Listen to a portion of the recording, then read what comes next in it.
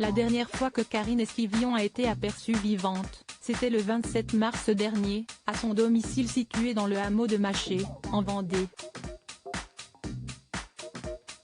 La mère de famille âgée de 54 ans aurait subitement quitté seule le village aux alentours de 16h30.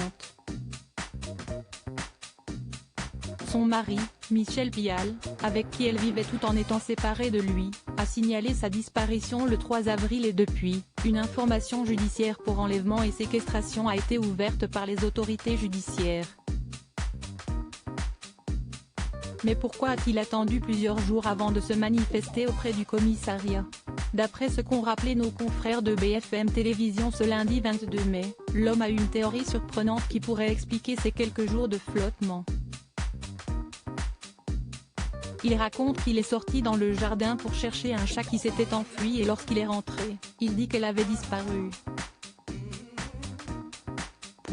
Le mari pense que cette disparition est volontaire parce que des affaires de Karine Esquivillon ont également disparu, notamment le livret de famille. Donc il avance qu'elle a forcément volontairement quitté le domicile, a résumé la chaîne d'information en continu. S'il plaide pour un départ volontaire de son épouse, ces 2 mois écoulés depuis sa disparition ébranlent toutefois sa théorie. Le mari qui nous disait tout à l'heure avoir confiance en les services de gendarmerie, même si l'attente commence à le rendre extrêmement inquiet, ont poursuivi nos confrères. Interviewé dans le 20h de TF1 le 18 mai dernier, le père de famille avait là aussi exposé sa théorie sur la disparition de Karine. C'est un enfer d'attendre. Elle est partie avec un certain nombre de ses affaires, le nécessaire de toilette, des habits. Elle a pris le livret de famille. Elle n'a pas téléphoné pour les 20 ans de ma fille, et cela fait pratiquement 2 mois qu'on n'a pas de nouvelles, donc oui j'ai une crainte. Tout ce qu'on veut, c'est avoir des nouvelles de Karine pour être libérée émotionnellement, et rassurer tout le monde, juste ça, ça suffira, avait-il exprimé. La sœur de Karine persuadée qu'il lui est arrivé quelque chose. La sœur de Karine Esquivillon, Adélaïde, n'est pas de l'avis de Michel Pial.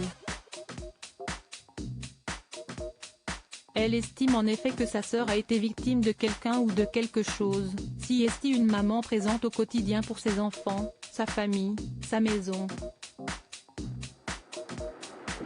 Ce n'est pas quelqu'un qui va partir comme ça, je pense qu'il lui est arrivé quelque chose, a-t-elle affirmé auprès de TF1. Même ressenti pour le fils aîné de Karine, qui s'est livré aux Parisiens. Cela me paraît impossible que ma mère soit partie en laissant les 2 petits derniers. Elle est très casanière, elle aime sa maison. Elle est même un peu trouillarde et je ne l'imagine pas partir comme ça, surtout sans ses enfants. On est tous très inquiets. BFM Télévision souligne que le maire du village a retrouvé le téléphone de Karine dans un fossé sans carte SIM à 3 km de son domicile. Pour l'heure, des moyens d'enquête ont été déployés, les gendarmes ayant déjà fouillé les cours d'eau et envoyé sur place des équipes cynophiles, sans succès.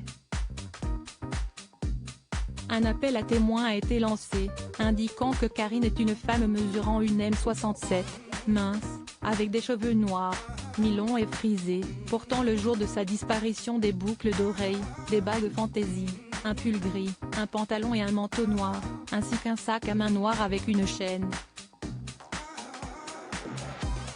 Crédit photo, capture d'écran TF1.